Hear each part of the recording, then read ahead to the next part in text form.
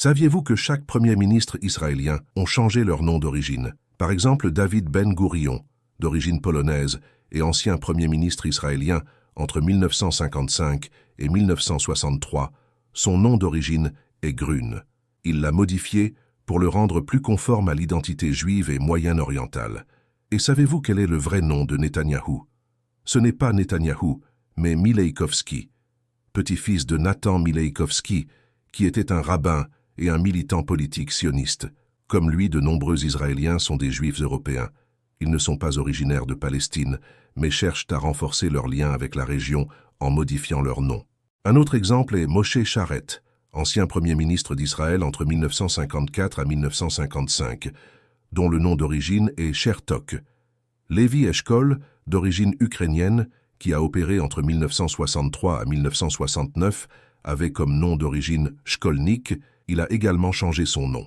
Yigal Allon, un général et homme d'État israélien entre 1945 à 1948, est né sous le nom de Peikovitz. Et Golda Meir, la première femme Premier ministre d'Israël, s'appelait à l'origine Mabovitch. De même que Yitzhak Rabin, son nom n'est pas Rabin mais Rubitzov. Ces noms ne sont ni palestiniens, ni juifs, ni même moyen-orientaux, mais ils sont d'Europe de l'Est. Yitzhak Shamir, d'origine biélorusse et ancien Premier ministre de 1986 à 1992, était recherché par la police britannique en Palestine pour terrorisme.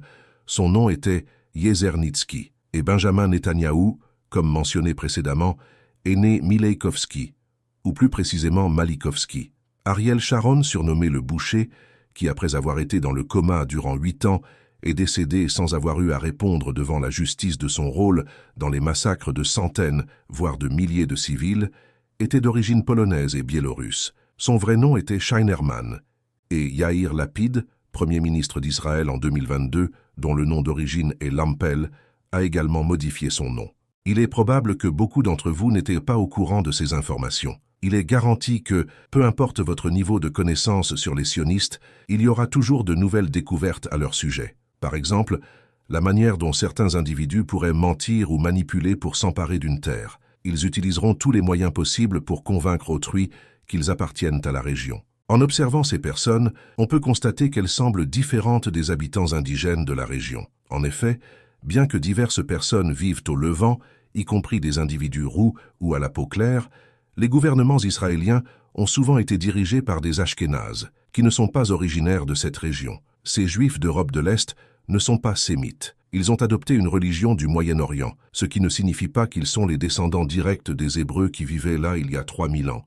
Les personnes vivant là depuis 3000 ans sont encore présentes aujourd'hui et sont connues sous le nom de Palestiniens, qu'ils soient chrétiens ou musulmans. Ces populations indigènes, qui sont confrontées à la violence, appelées les Arabes et les Palestiniens sémites, car ils proviennent de cette région. Il est trompeur de modifier des noms pour paraître plus sémites. Cette pratique est considérée par certains critiques comme un acte de manipulation et de comportement criminel, mettant en avant l'importance de la transparence et de l'authenticité. Les populations de cette région ne sont pas sémites.